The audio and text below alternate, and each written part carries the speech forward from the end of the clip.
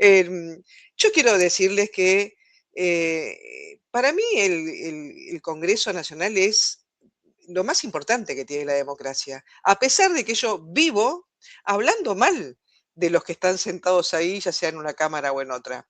Pero no lo hago para desmerecer el Congreso. Yo no quiero que desaparezca el Congreso de ninguna manera.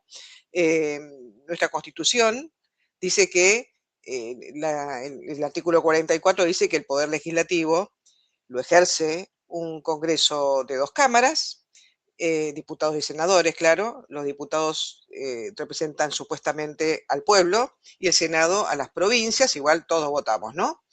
Y la función que tiene el Congreso Nacional es deliberar, sancionar leyes, controlar al Poder Ejecutivo y administrar el presupuesto nacional.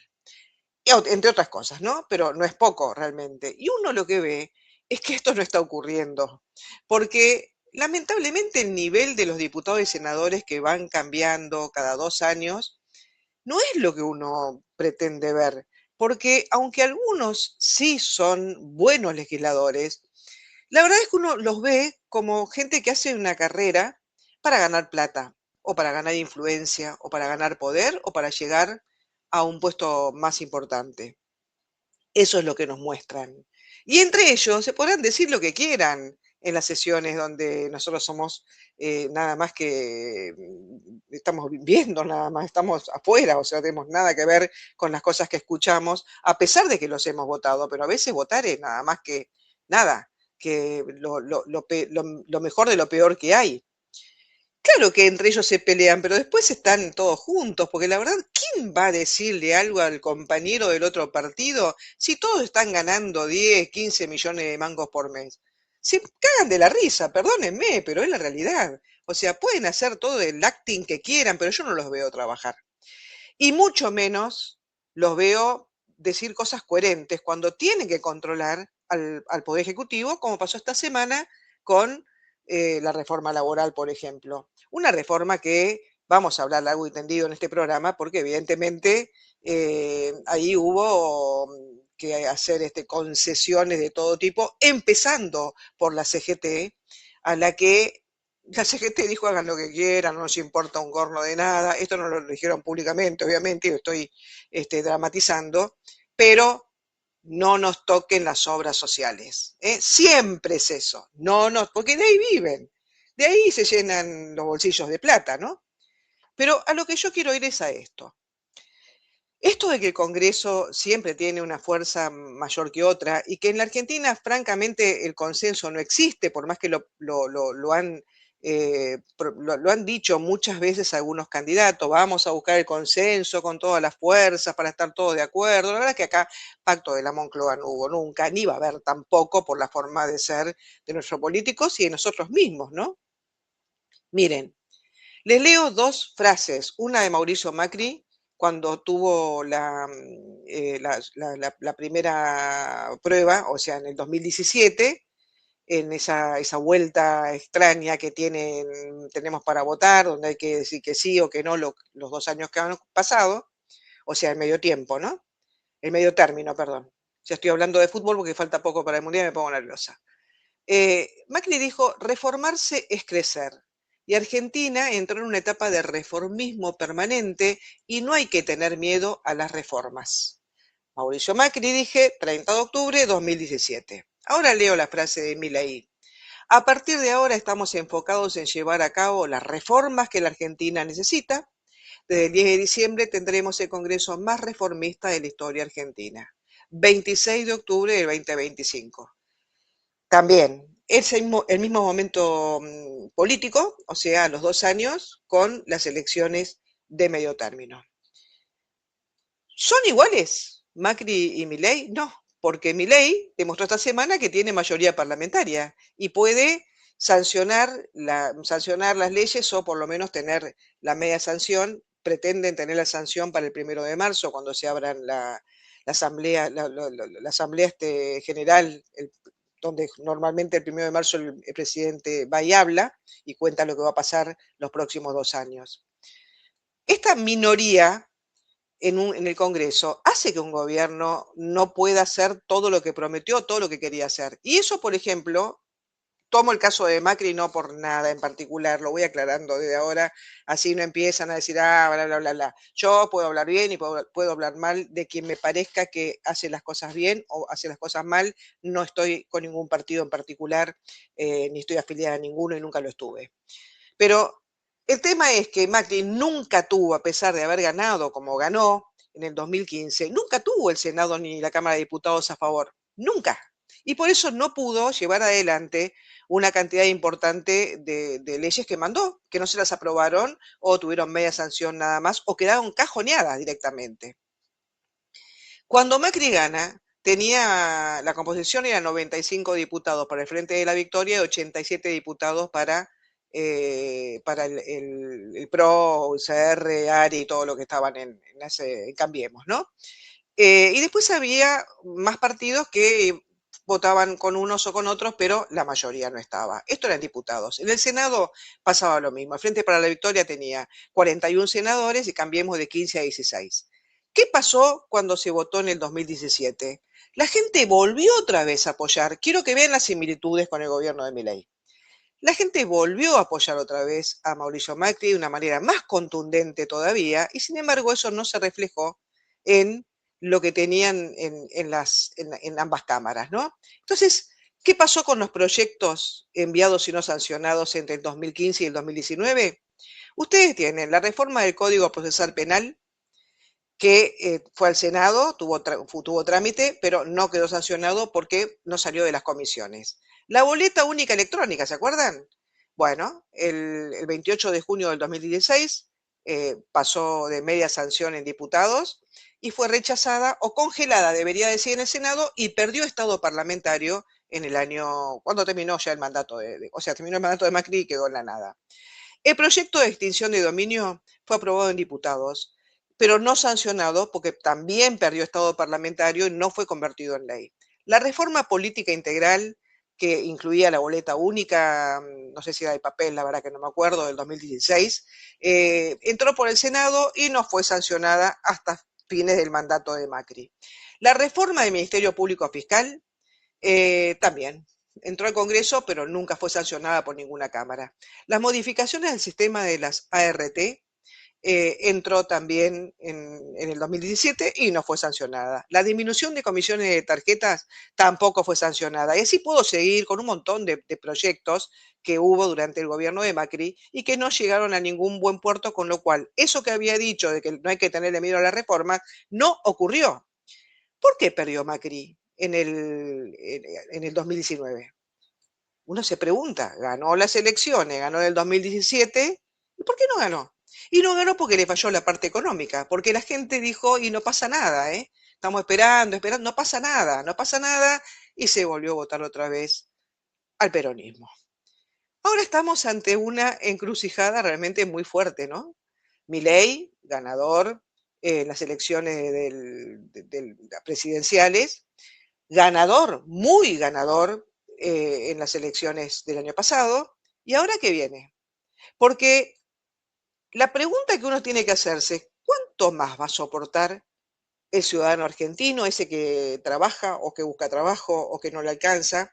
¿Cuánto más la gente va a soportar vivir en la economía real? No en la macro, no estamos hablando de la macro. La macro está bárbaro, si desapareciéramos todos, nos congelaran a lo largo, no sé, de 10 años, quizás cuando nos despierten estaríamos en una Argentina distinta. Pero la verdad es que nosotros acompañamos los cambios que el gobierno pretende, soportando una economía real que ya nos asfixia.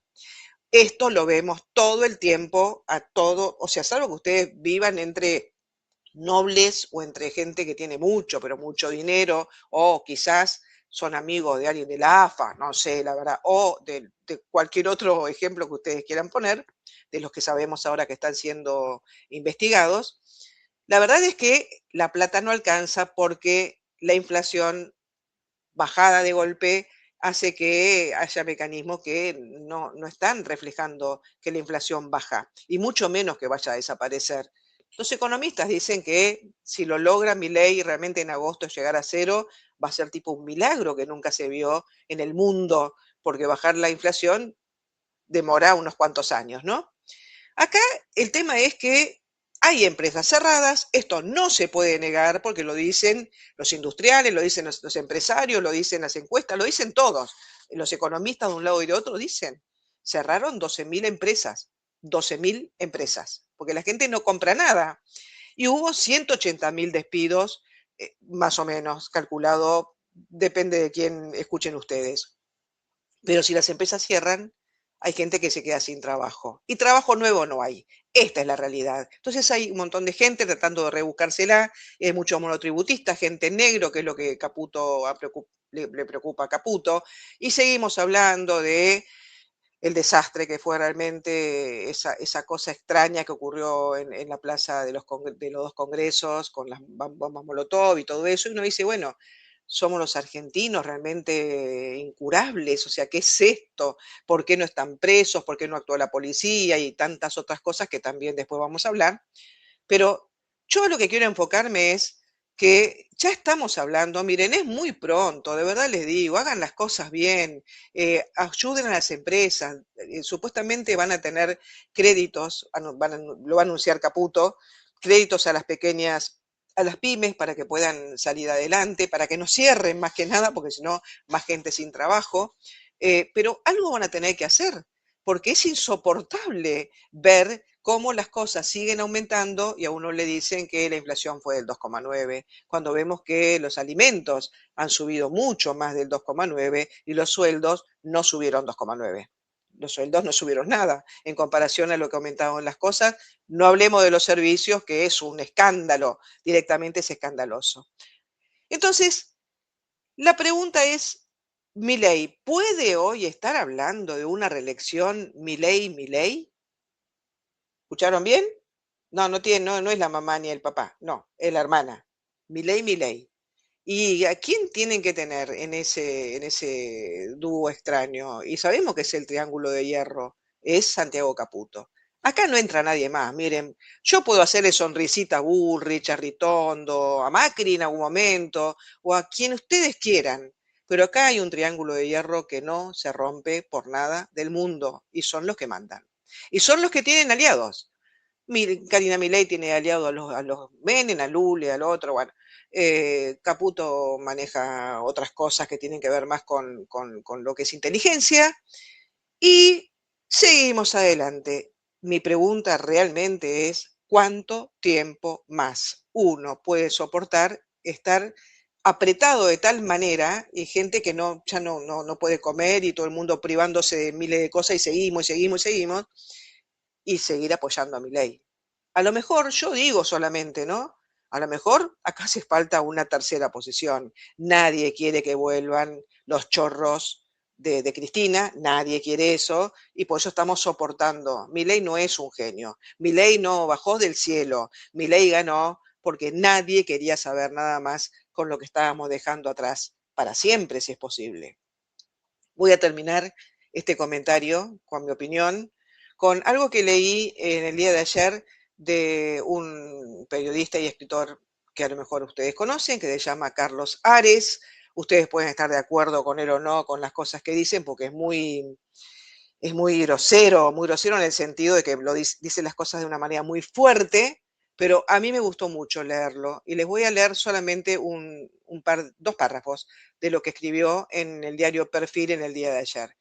La nota se llama Útil Idiota y dice, la opción era Massa, no ser o no ser, corchazo en la sien o en la boca, salvavidas de plomo o de humo, mafia blanca o magia negra, heroína o éxtasis, metadona o ribotril, porro o forro, scioli o scioli, carne de cañón o pasta base, cabeza en el inodoro tapado o en el horno encendido, tenaza en los pezones o martillazo en los huevos, extracción con pinza de la uña del dedo gordo del pie o de la mano, Messi sin piernas o Dibu sin brazos, un conocido perverso o un evidente imbécil.